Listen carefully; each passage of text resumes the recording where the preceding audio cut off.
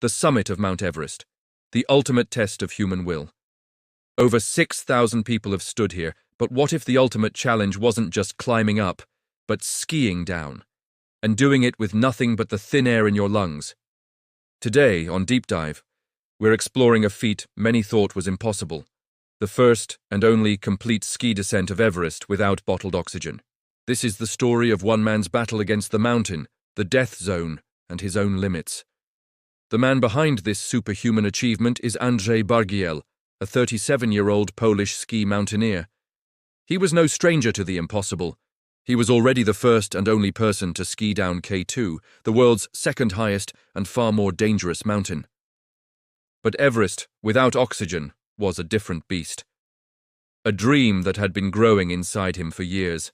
His goal wasn't just to summit, it was to ski from the very top, down through the most treacherous terrain on Earth, all while his body was literally dying from lack of oxygen.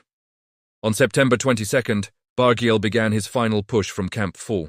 What followed was a brutal 16-hour climb through the death zone, the altitude above 8,000 meters, where the human body cannot acclimatize and begins to deteriorate. Here, oxygen is so scarce it's like trying to breathe at the cruising altitude of a passenger jet. His expedition doctor stated that, at this altitude, the body has to fight for every single step. If the thousands who've summited Everest, less than 3% have done it without supplemental oxygen. Bargiel was now one of them, exhausted, but with his real test just beginning. Don't imagine this descent as a fun, powdery run. One mountaineering journalist who watched the full footage said, "It looks harrowing," and super not fun. This was survival skiing. The balcony, a brief section of deep snow where he could make actual S-turns. The Lhotse Face, one of Everest's steepest slopes.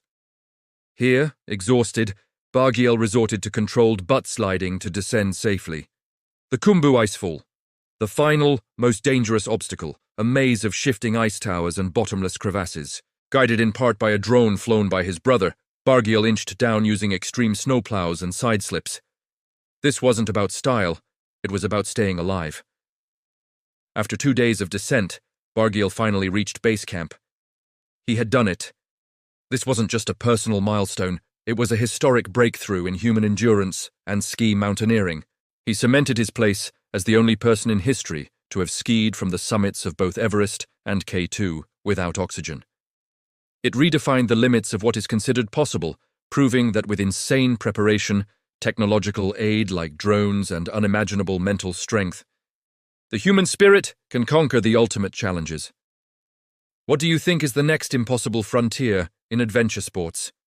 Let me know in the comments below. If you were gripped by this deep dive into human limits, make sure to smash that like button, subscribe, and hit the bell so you don't miss our next exploration of the incredible.